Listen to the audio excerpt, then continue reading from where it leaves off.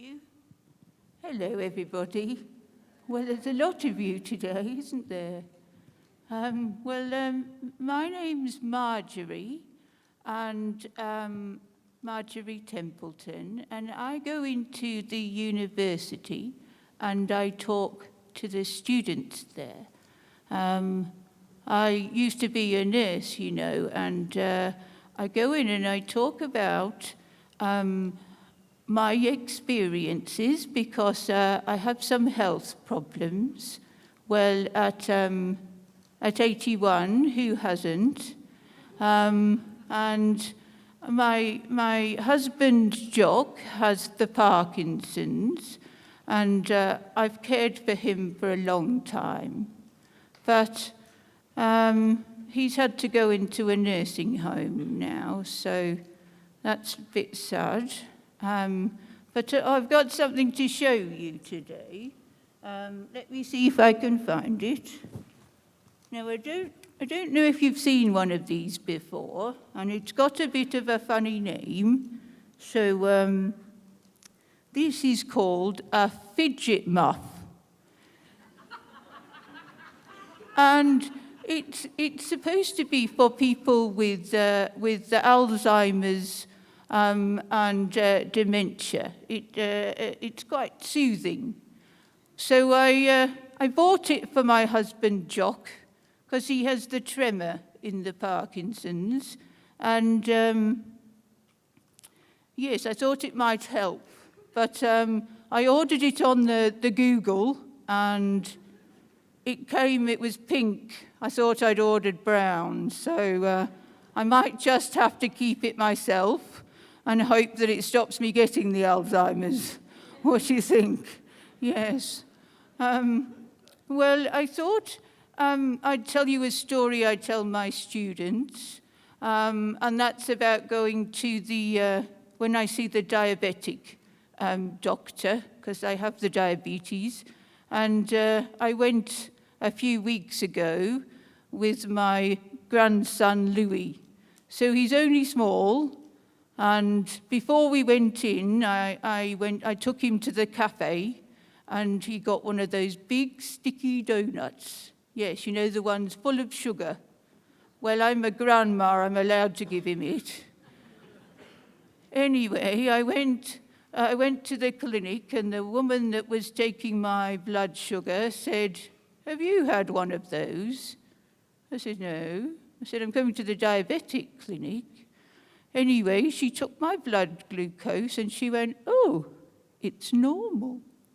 And I said, "Yes, well, I didn't have one. You didn't believe me, did you?" And she said, "No." And I thought, well, you know, I might be old, but I'm not silly. I'd left mine in my handbag for when I left. Yes. Anyway, I think I have to go now. There's a clock down here that's telling me to leave. So I better get off. There's someone that I work with that's coming on next, I believe.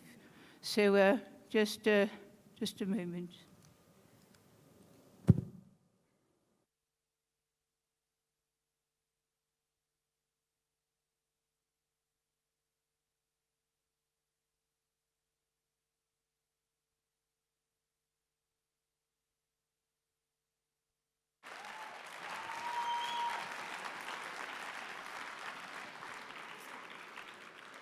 So I'm not Marjorie Templeton. My name's Jane Frost, and I'm going to come and talk to you about why I use Masked in a moment. I'm just going to slip into something more comfortable.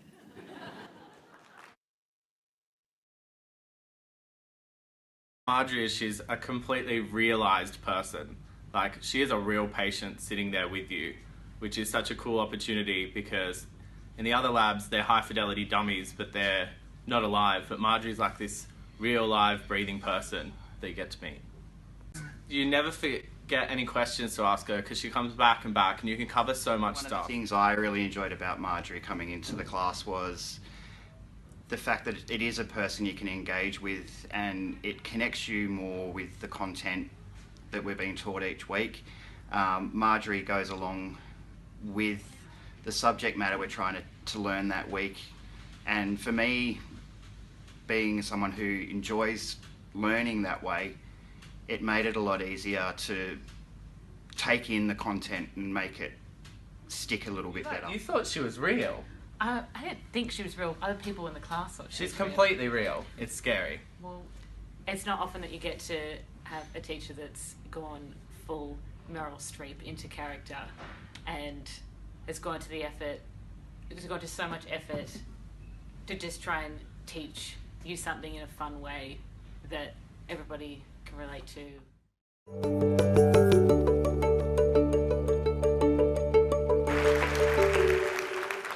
I'd like you to think about kindness, compassion, and communication, and how important that is for healthcare professionals.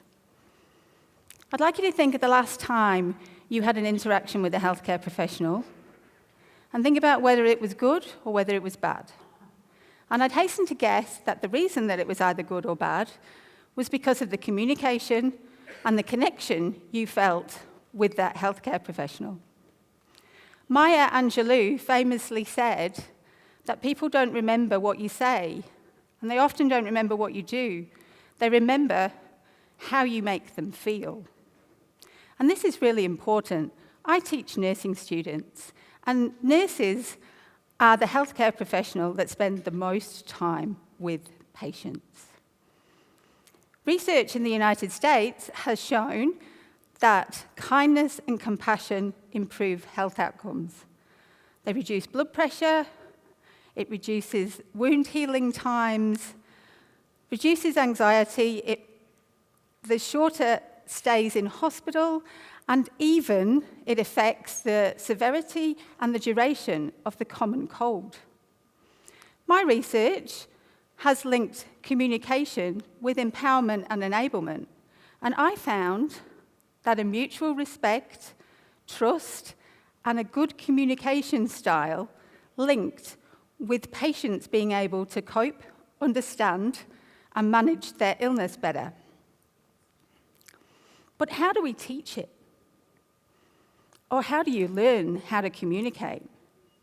If you think back to when you were growing up, you learnt through experience, you learnt through practice, and you learnt through the feedback that you were given. Remember when you learnt to say something and you practiced it with your mum, or your parents with your peers, and the reaction that you got made you realise whether you had actually got your message across. Being able to practice and that learning through experience is why I bring Marjorie into my classroom.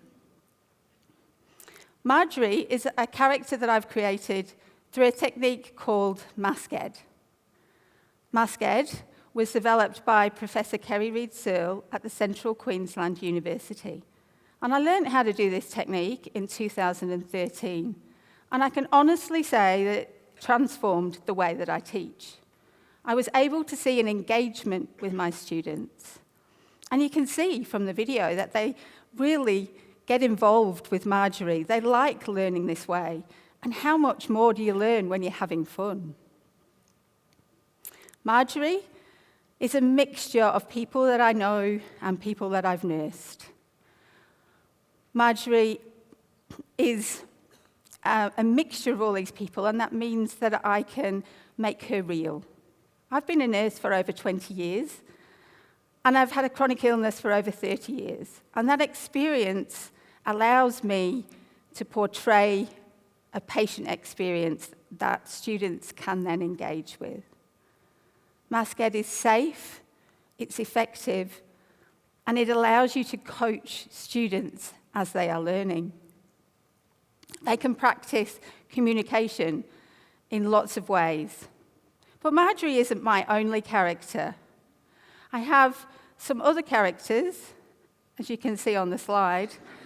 These are all me. So we have Elsie, who comes into our workshop and teaches the students about correctly identifying a patient. And that's really important. When we're giving medication, you need to correctly identify the patient. And that's hard to learn on a mannequin that doesn't interact with you. Hilda on here was in an interprofessional learning experience that we ran, and Hilda had had a hip replacement. Now, during that experience, she needed to have her hip dressed. Now, I'll just mention there that mask ed involves the use of silicone props and masks. So you wear a mask, but you can also wear different parts of the body too. So Hilda had a hip wound. She was in bed in her nightie. One of the nursing students was doing a wound dressing on that hip wound, so she had her backside exposed. And some other students came over and asked Hilda if they could take a health history. And poor Hilda went, oh, yeah, I suppose so, because she was vulnerable and she was in that bed, and she thought, as most patients do, oh, I should really answer all these questions. They're helping me. But when I took the mask off, I was then able to debrief with the students and say, hey, did you think about dignity there? Did you think about how vulnerable she was feeling? And when she said it was okay, it's like, yeah, but you need to think about that more. You need to reflect on what you're doing. And that's part of what we're teaching through experience, is about reflecting and getting it right the next time. On the premise of learning through experience, I asked my students to do some other things. So one of the things I asked them to do is to wear a colostomy bag. I asked them to wear a colostomy bag for 24 to 48 hours, and I fill it with fake feces. Makes it a bit more realistic. And the idea is that they wear this bag and they go out and they just go about their normal lives. When they come back the following week, they say things like, oh, I had to take it off. I went to the gym. It wouldn't fit under my gym clothes. I had to take it off because I didn't want it to leak in the bed. And they have interesting stories of how partners didn't want to come with them when they had this bag on that was fake. And then I get them to reflect on the fact that patients who need colostomy bags don't have the choice to take it off. And I've asked them to walk in their shoes for a small amount of time. Another thing that I ask my students to do is to wear a bariatric suit.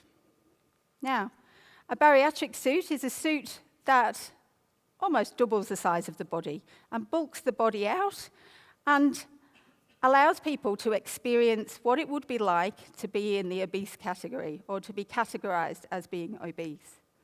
And this has been really powerful for some of our students because they realize that they had thought about obesity differently and they had all the answers. They were going to get people to go for a run. They put on the suit, they can't reach their toes, or they find it difficult to put their shoes on. And there's a moment there that they realize that they needed to step into someone else's shoes and think about the person. When I first started nursing, I was ridiculed by some of my colleagues because I was looking after someone who was in a coma, and as I was looking after them, I was talking to them. I was chatting away about the weather. I held their hands as I did their observation, and my colleagues at the time said, you know, why are you bothering to do that? And I thought, if there is just the slightest chance that this person can hear me talking or feel my touch, then that is what I would want someone to do for me. And why does this all matter to you? Everybody in this audience is going to be touched by a nurse at some point, whether it's for a flu jab, whether it's for a longer stay in hospital. And one thing's for sure, as we all get older, we're going to be needing healthcare more and more frequently. Don't you want that nurse to recognize you as a person and not just your illness? And I'm going to leave you with a quote from J.K. Rowling and a famous wizard. Words are our most inexhaustible source of magic, capable of inflicting great harm but also of remedying it. Thank you.